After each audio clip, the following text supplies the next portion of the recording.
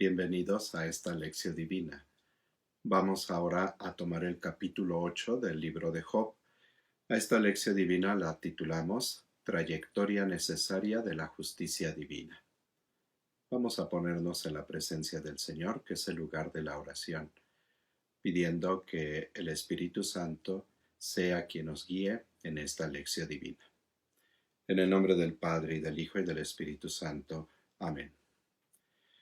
Espíritu Santo, ven a nuestra mente y a nuestro corazón para que podamos acoger la palabra de Dios, meditarla, dejarnos transformar por ella y con esta misma palabra podamos orar a Dios.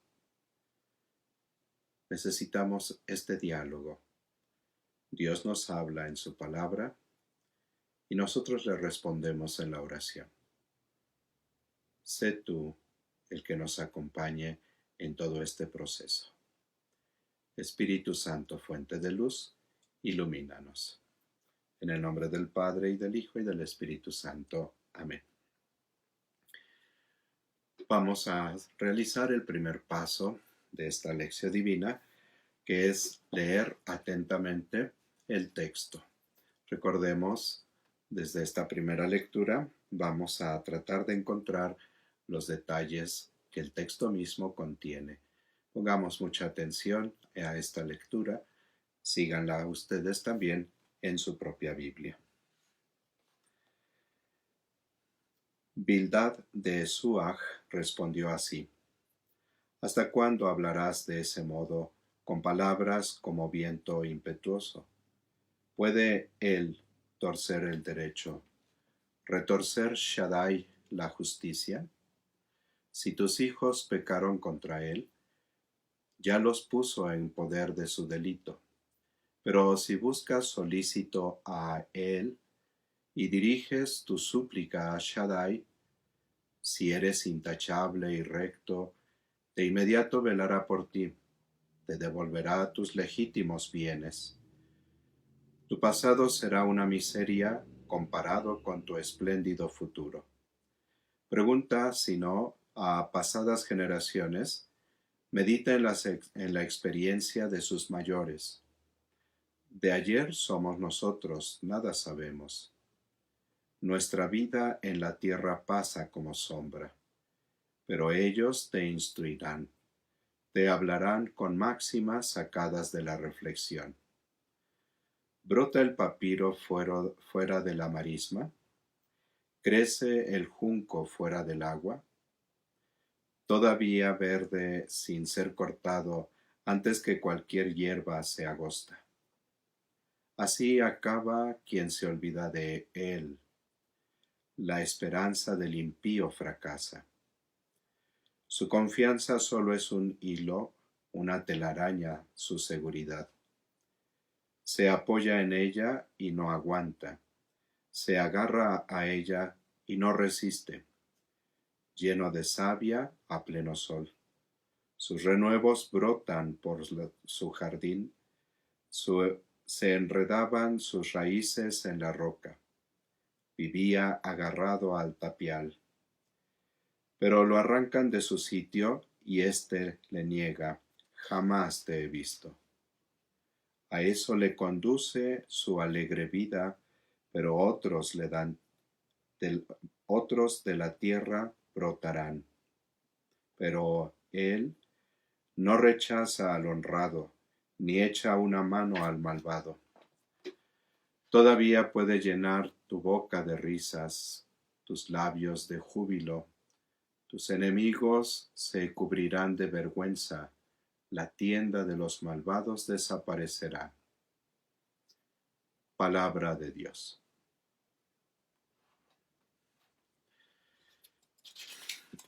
Estamos en este discurso que Bildad de Suaj le dirige a Job.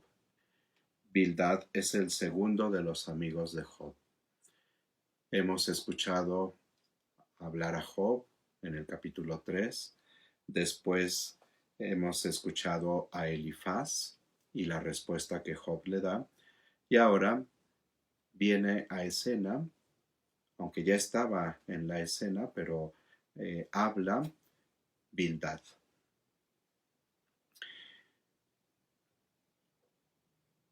La primera controversia que tuvo Elifaz y Job, Bildad fue testigo de ella. Allí estaba también el presente. Escuchó las palabras de Elifaz, escuchó también las palabras de Job. Y ahora él toma la palabra. Su intervención no responde a ninguna interpelación de Job, ni de la del capítulo 3, ni de los capítulos 6 y 7, donde Job ha hablado. Bildad más bien pareciera que abre un discurso muy al margen de lo que Job ha expresado. Este discurso trata sobre los desvaríos en relación a la naturaleza de Dios. En labios de Job, lo que para él eran auténticos desvaríos, en labios,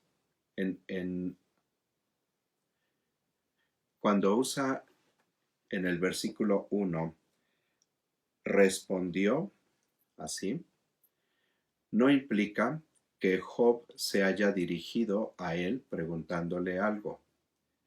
El verbo responder aquí, y lo mismo en los otros capítulos que va a ir apareciendo, no es más que un marcador retórico que pretende imprimir al conjunto una tonalidad de diálogo, como si Job le hubiera preguntado algo. Sin embargo, él habla simplemente. En este discurso, los nombres que se le dan a Dios son el nombre de Él y el nombre de Shaddai. Shaddai ya lo hemos escuchado, pero ahora aparece la fórmula Él. Esta fórmula en la lengua hebrea es uno de los nombres, de los primeros nombres que se le dan a Dios. En el libro del Génesis, en las tradiciones patriarcales, aparece con más frecuencia este título, Él. Es una forma muy breve y por eso los estudiosos de la Sagrada Escritura hacen ver que se trata de una de las primerísimas formas de hablar o de referirse a Dios, el único Dios, el Dios de Israel. Entonces, aquí tenemos un título muy antiguo que recoge el autor sagrado. Entonces, tanto el término Él, o el nombre Él, como Shaddai, se están refiriendo a Dios.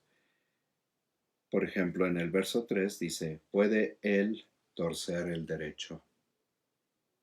¿Retorcer Shaddai la justicia? Podríamos nosotros traducir, ¿puede Dios torcer el derecho, retorcer Dios la justicia? O sea, son sinónimos de Dios.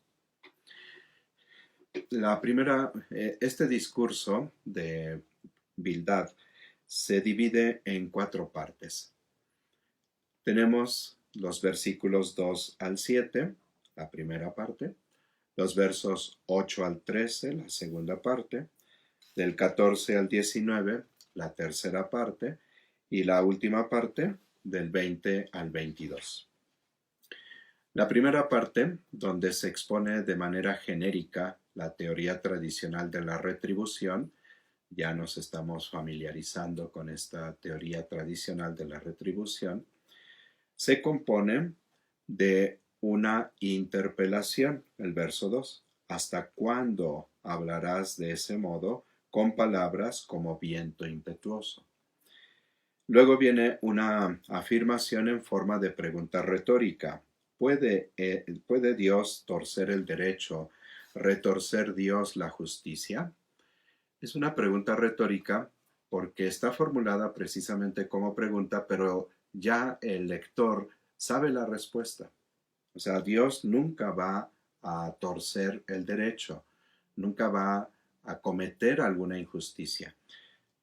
Entonces, es una pregunta retórica que ayuda a llamar la atención. Luego viene, en esta primera parte, una referencia al caso personal de Job en el verso 4. Si tus hijos pecaron contra él, ya los puso en poder de su delito. Recordemos cómo el capítulo 1 nos ha narrado que los hijos de Job, los 7 hijos y sus 3 hijas, reunidos en la casa del mayor para celebrar una fiesta, vino un viento, un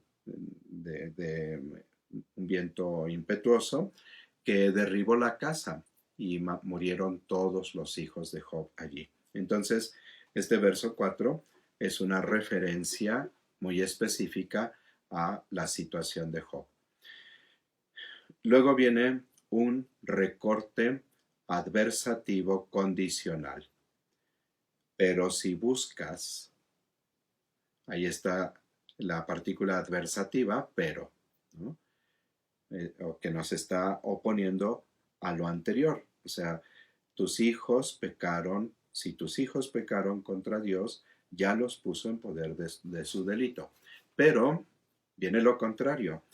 Entonces es un recorte adversativo condicional.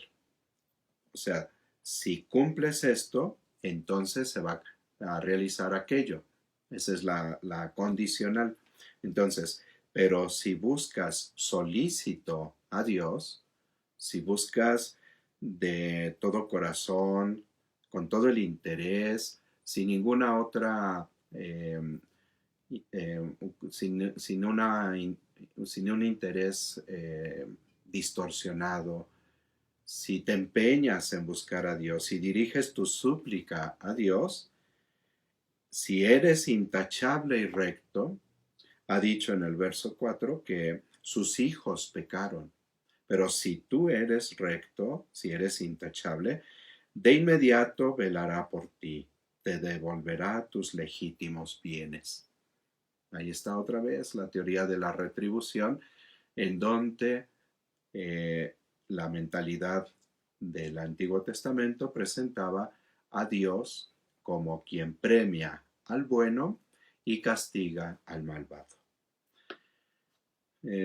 Finalmente, tenemos una conclusión. Verso 6b, te devolverá, de inmediato volverá a ti, te devolverá tus legítimos bienes, y también el verso 7, tu pasado será una miseria comparado con tu espléndido futuro. Entonces, en estos versículos 6 y 7 es la conclusión.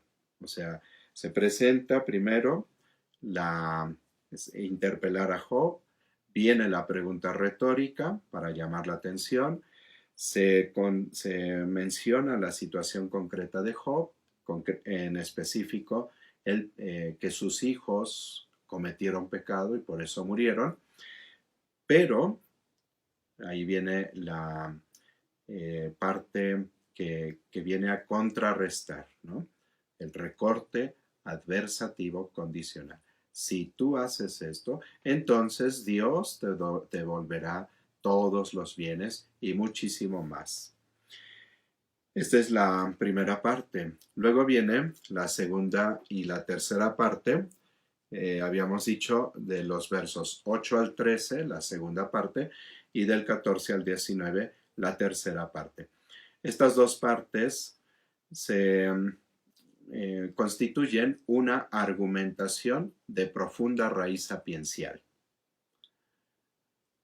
puesta de manifiesto en preguntas retóricas cargadas de imágenes. Ambas partes concluyen con grandes moralejas, y tenemos en el verso 13, así acaba quien se olvida de Dios. Y luego en el verso 19, a eso le conduce su alegre vida. pero otros de la tierra brotarán. Entonces, allí están esas dos partes concluyendo con una moraleja, con una enseñanza. Y bueno, el corte sapiencial, eh, eh, la literatura sapiencial, lo que presenta es el análisis de la situación que se está viviendo, pero reflexionarla a la luz de la alianza con Dios, de lo que es el querer de Dios para el hombre. Y entonces el sabio es el que sabe analizar la situación y sacar las consecuencias para la vida de lo que Dios quiere en esa situación. Entonces, estas dos partes de corte sapiencial, vamos a ver cómo nos presenta estos detalles. Pregunta, si no, a pasadas generaciones. Medita en la experiencia de sus mayores. Se está refiriendo precisamente a los padres del pueblo de Dios, ¿no? Abraham, Isaac, Jacob, Moisés, los profetas, los padres que hicieron alianza con Dios. Y entonces son esas generaciones pasadas los que van a poder dar sabiduría a Job para que comprenda su situación o sepa cómo manejarse en ella. Y entonces vienen las preguntas, ¿no? ¿Brota el papiro fuera de la marisma? O sea, la planta del papiro puede crecer fuera del agua. ¿Crece el junco fuera del agua? Son plantas, el papiro y el junco, que necesitan muchísima agua. Y por eso crecen en la orilla del río. Entonces la pregunta es retórica porque sabemos ya la respuesta. O sea, no puede crecer fuera del agua. Así acaba quien se olvida de él. O sea, así, si sacamos el junco del agua, el papiro del agua, rápido se seca y ya no sirve. Entonces, así acaba quien se olvida de Dios. La esperanza del impío fracasa. O sea, si el impío puso su esperanza en sus bienes materiales o en el éxito de la vida, todo eso va a ser un fracaso porque se olvida de Dios. Es lo que le está diciendo Bildad. Y en la tercera parte, que también es de corte sapiencial, vienen otras imágenes. Su confianza solo es un hilo, una telaraña a su seguridad. Imagínense que estamos pendiendo de un hilo, de una telaraña, ¿no? Una araña, cuando la vemos que baja en su propia telaraña, pues es un hilo tan delgadito que apenas pasamos el dedo y fácilmente se corta, ni siquiera lo alcanzamos a sentir en nuestras manos. Y sin embargo, ese hilo sostiene a la araña, pues la vida del hombre la compara así. Estamos en un hilo, en una telaraña. Se apoya en ella y no aguanta. Se agarra a ella y no resiste. Lleno de savia, a pleno sol, sus renuevos brotan por su jardín. Se enredaban sus raíces en la roca, vivía agarrado al tapial. Pero lo arrancan de su sitio y éste le niega, jamás te he visto. O sea, pareciera que estaba bien enraizado, pero le arrancan de ese sitio y entonces pareciera o éste le niega, jamás te he visto. Y entonces viene la moraleja. A eso le conduce su alegre vida, pero otros de la tierra brotarán, siguiendo ese ejemplo de las plantas. La cuarta parte la tenemos en los versos 20 al 22, y en esta última parte es una puerta abierta a la esperanza. Y dice la expresión, pero él no rechaza al honrado, no, ni echa una mano al malvado. Todavía, y aquí está la expresión, todavía puede llenar tu boca de risas, tus labios de júbilo. O sea, si te acercas a Dios, si te arrepientes, si cambias tu conducta y te haces justo, todavía Dios puede hacerte reír. Esta última parte, llena de esperanza o que abre a la esperanza, es una especie de resumen general del positivo cambio que puede generar una actitud de arrepentimiento en un espíritu abatido por la culpa. Entonces, Bildad Bildad le está invitando a Job a que reconozca su culpa o la culpa de sus hijos, que se acerque a Dios y Dios lo salvará. Este es el esquema que muy frecuentemente encontramos en el Antiguo Testamento. Por ejemplo, el pueblo de Israel, ya estando en la tierra prometida. Dios ha hecho alianza, yo seré tu Dios, tú serás mi pueblo. Bajo la guía de Josué, el pueblo hace una alianza en Siquem, en donde dice, nosotros serviremos a Dios, no tendremos otros dioses. Va pasando el tiempo y empiezan a buscar a otros dioses, a aceptar a otros dioses, empiezan a caer en otros pecados que van rompiendo la alianza con Dios. Y entonces viene de parte de Dios la advertencia del pecado que han cometido. Los profetas precisamente denuncian el pecado del pueblo, invitan a la conversión y una vez que se convierte el pueblo, se ratifica la alianza y entonces vienen nuevamente las bendiciones de Dios para el pueblo. Esto en la vida del pueblo, en diferentes episodios de su historia. Pero lo podemos recordar también, por ejemplo, en la historia de David. Dios elige a David como rey. Un salmo dice muy hermosamente, he encontrado a David mi servidor. Con el óleo sagrado lo he consagrado, lo he ungido. Entonces, es un orgullo para Dios hablar de David, su servidor.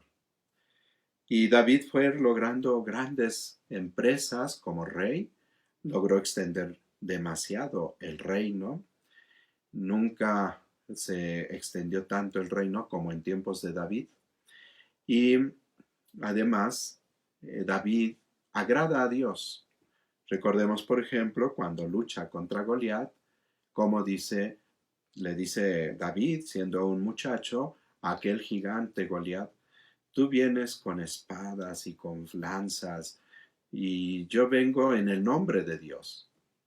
Y con una onda la hace girar, lanza la piedra, le pega precisamente en la frente a Goliat, lo tumba y llega y con su propia espada le corta la cabeza. Dios que estaba actuando en David y fue llevando así al pueblo por medio de David de éxito en éxito. Sin embargo, David llega el momento en que comete el pecado grave con Betsabé, la mujer de Urías. Ella queda embarazada y David, para pues salvar la situación, primero quiere engañar a Urías para que vaya a dormir con su esposa y entonces parezca que el hijo que está esperando a Betsabé sea de Urías. No lo hace por fidelidad al rey y al ejército. Y entonces David manda que en la batalla que estaban enfrentando, dejaran a Urías en la parte más difícil de la batalla y cuando estuviera lo peor, todos se retiraran y lo dejaran solo. Y desde luego pues lo mataron. Y entonces David no solamente comete el pecado de adulterio, sino también de asesinato. Manda a matar a Urías. Pero David se arrepiente.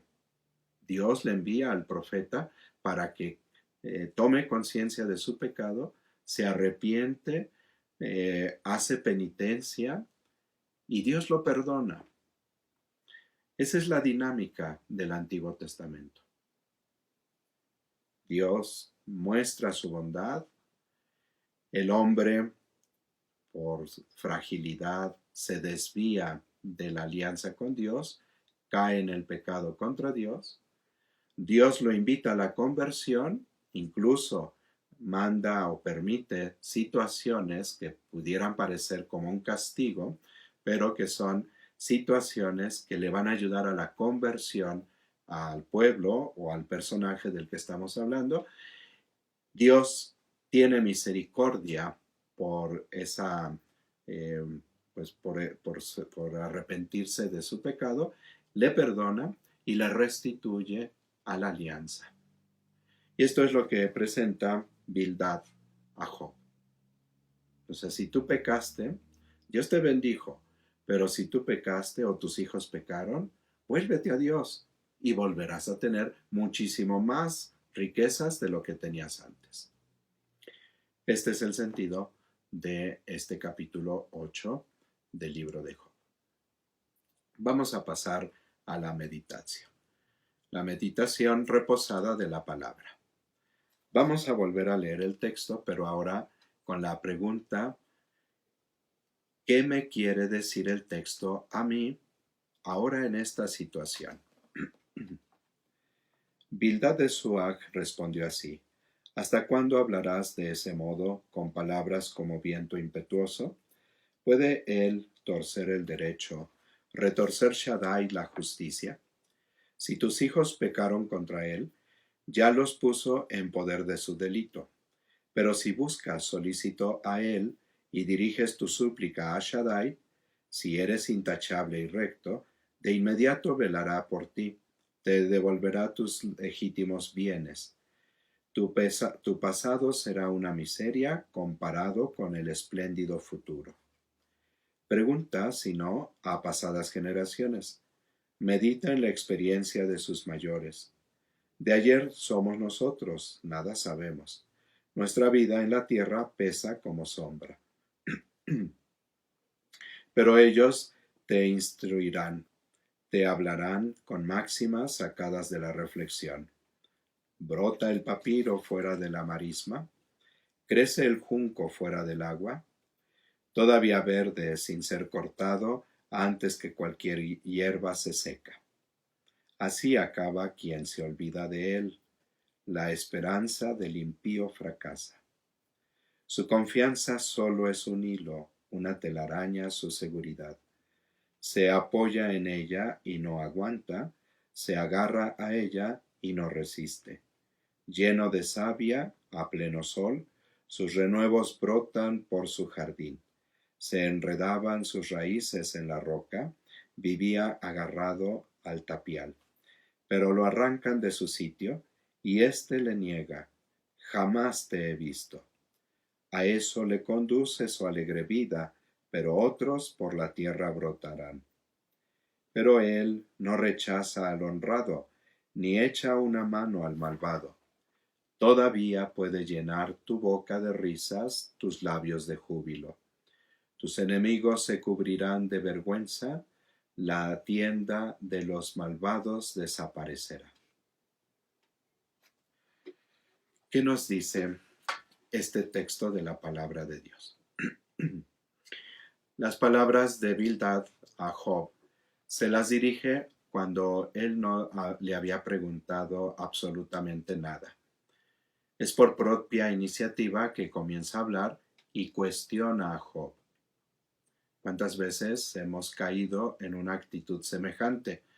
Sin que se nos pregunte, inmediatamente comenzamos a cuestionar la conducta o la situación de otros. De igual manera, podemos fácilmente tender a aplicar la teoría de la retribución para con los demás, aunque queremos que ante nuestra propia situación sean muy misericordiosos con nosotros. Para los demás, aplicamos el Antiguo Testamento Y para nosotros queremos que apliquen el Nuevo Testamento. En esta meditación, pregúntate sobre cómo te has sentido cuando te han juzgado como a Job. Es decir, si alguien llegó y sin que tú le pidieras opinión, empieza a hacer juicios sobre ti o sobre tu situación. ¿Cómo te has sentido en esos momentos? ¿Cómo te has sentido cuando te dicen, pues algo habrás hecho, por eso Dios te castigó? Alguien me preguntó, ahora que estamos teniendo la lección divina, ¿Dios castiga? Hoy no voy a responder a la pregunta, más bien ustedes mismos van a ir encontrando la respuesta a esta pregunta que es de todos, yo lo creo así, a lo largo de las meditaciones que vamos a hacer del libro de Job. También hoy conviene que te preguntes si en ocasiones tú has juzgado como Bildad a otras personas. Las moralejas de los versos 13 y 19 hacen referencia al camino de los impíos, de los malvados. ¿Cuáles han sido tus propias conclusiones cuando otros sufren la desgracia? A lo mejor hemos pensado, es que se lo merecía, es que fue un castigo, es que algo habrá hecho, y podemos ser como Bildad. Los versos 20 al 22 son una puerta abierta a la esperanza. ¿Cuál es tu esperanza en estos momentos? ¿Qué esperanza ofreces a los que sufren? Con estas preguntas, pues de veras profundicemos en la reflexión de esta palabra de Dios. Vamos a pasar a la oración. Oramos con la misma palabra de Dios. Nuevamente voy a leer el texto, pero ahora le permitimos al Espíritu Santo que nos ayude a dirigirnos a Dios en oración. Y esta oración supone: ¿qué digo ahora al Señor como respuesta a su palabra? No olvidemos que la oración, como petición, intercesión, agradecimiento y alabanza, es el primer modo con el que la palabra nos cambia. Bildad de Suach respondió así: ¿Hasta cuándo hablarás de ese modo, con palabras como viento impetuoso? ¿Puede él torcer el derecho, retorcer Shaddai la justicia? Si tus hijos pecaron contra él, ya los puso en poder de su delito. Pero si buscas solícito a él y diriges tu súplica a Shaddai, si eres intachable y recto, de inmediato velará por ti, te devolverá tus legítimos bienes. Tu pasado será una miseria comparado con el espléndido futuro. Pregunta, si no, a pasadas generaciones, medita en la experiencia de sus mayores. De ayer somos nosotros, nada sabemos. Nuestra vida en la tierra pasa como sombra. Pero ellos te instruirán, te hablarán con máximas sacadas de la reflexión. ¿Brota el papiro fuera de la marisma? ¿Crece el junco fuera del agua? Todavía verde, sin ser cortado, antes que cualquier hierba se agosta. Así acaba quien se olvida de él. La esperanza del impío fracasa. Su confianza solo es un hilo, una telaraña a su seguridad. Se apoya en ella y no aguanta, se agarra a ella y no resiste. Lleno de savia, a pleno sol, sus renuevos brotaban por su jardín. Se enredaban sus raíces en la roca, vivía agarrado al tapial. Pero lo arrancan de su sitio y éste le niega, jamás te he visto. A eso le conduce su alegre vida, pero otros de la tierra brotarán. Pero él no rechaza al honrado, ni echa una mano al malvado. Todavía puede llenar tu boca de risas, tus labios de júbilo. Tus enemigos se cubrirán de vergüenza, la tienda de los malvados desaparecerá.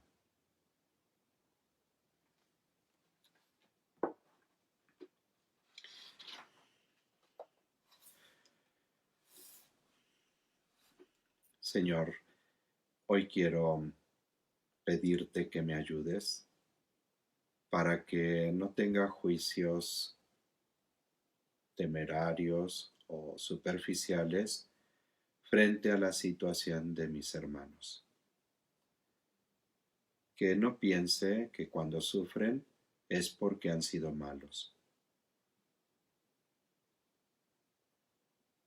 Que no juzgue, porque en realidad yo no sé realmente toda la situación del otro. Y si puedo saber con certeza de que sí ha sido malo y tengo que hacer un juicio, que pueda ser con misericordia. Tú nos dijiste en el Evangelio, no juzguen y no serán juzgados. Perdonen y serán perdonados. Con la misma vara con que midan serán medidos. Ayúdame a hacer juicios de misericordia sobre las situaciones de mis hermanos. De esta manera, te pido que tú también hagas juicio de misericordia sobre mí. Que me perdones. Job, si era justo, yo no lo soy. Pero me apoyo y me abandono en tus brazos de Padre y un Padre amoroso.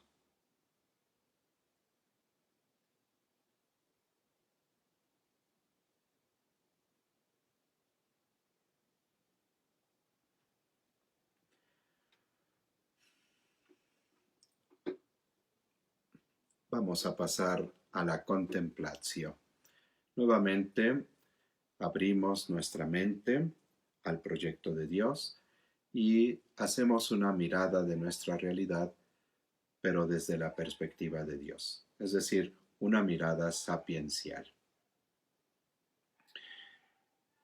¿Qué conversión de la mente, del corazón y de la vida me pide Dios a la luz de esta palabra? Hoy quiero invitarlos a que consideremos que efectivamente Dios no comete injusticias. Dios no está mirando en que nos equivocamos para castigarnos, sino que Dios mira todo lo que hacemos, sí, pero en espera de que nosotros corrijamos nuestra vida, nuestra conducta. Nos da una y otra oportunidad para empezar de nuevo. Y por eso no le achaquemos a Dios injusticias que más bien han salido de nuestro corazón. No pensemos que Dios castiga cuando más bien nosotros somos los que queremos castigar al hermano. Que nuestra mirada de la realidad, desde esta perspectiva de Dios con nosotros, nos lleve precisamente a mirar siempre su presencia, que no nos sintamos ni abandonados, ni tampoco sintamos que Él no se interesa por nosotros. Al contrario, en todo momento que podamos sentir esta mirada amorosa de Dios, esta presencia que nos acompaña aún en las circunstancias más difíciles de nuestra vida.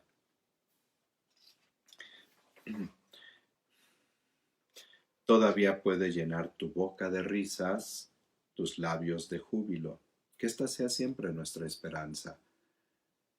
Aún en la situación más difícil, que siempre tengamos esta esperanza. Porque así quiere Dios para nosotros. Siempre quiere darnos una nueva oportunidad, quiere ayudarnos en la nueva situación.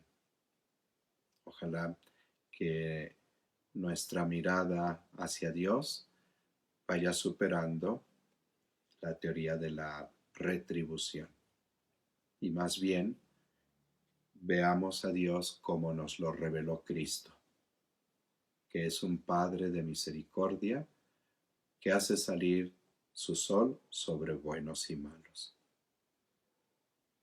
Que esta mirada de Dios nos lleve también a mirar así a nuestros hermanos. Y pasamos precisamente a la acción. ¿Cómo podemos llevar el texto a la vida cotidiana? ¿Qué propósito nos hacemos para concluir esta lección divina? Hoy yo quiero asumir el compromiso de evitar juicios contra mis hermanos, de no juzgar. Y si en algún momento juzgo, que pueda ser con misericordia.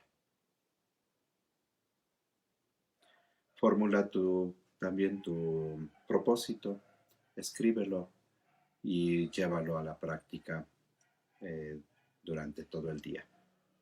Que sea como una idea que venga martillando nuestra mente para que no se nos olvide y más fácilmente lo podamos realizar. Vamos a concluir la lección divina agradeciendo a Dios que nos ha regalado en Cristo Jesús su palabra, palabra de vida eterna, palabra de salvación. Agradezcamos que nos ha dado el don del Espíritu Santo que nos conduce en esta lectura orante de la palabra de Dios. En el nombre del Padre, y del Hijo, y del Espíritu Santo. Amén. Padre bueno, te agradezco el que tú mismo nos has convocado para escuchar tu palabra, para reflexionarla. Tú mismo nos has ido hablando al oído, te has entretenido con nosotros en este momento en que hemos escrutado las Sagradas Escrituras. Y tú mismo eres el que inspira estos propósitos buenos para que los podamos hacer vida. Ayúdanos porque somos frágiles. Ayúdanos porque fácilmente caemos en juicios a nuestros hermanos. Ayúdanos a llevar a la práctica estos propósitos que hoy nos hemos hecho. Te lo pedimos, Padre, tú que vives y reinas por los siglos de los siglos. Amén. En el nombre del Padre, y del Hijo, y del Espíritu Santo. Amén. Nos vemos en la próxima lección divina.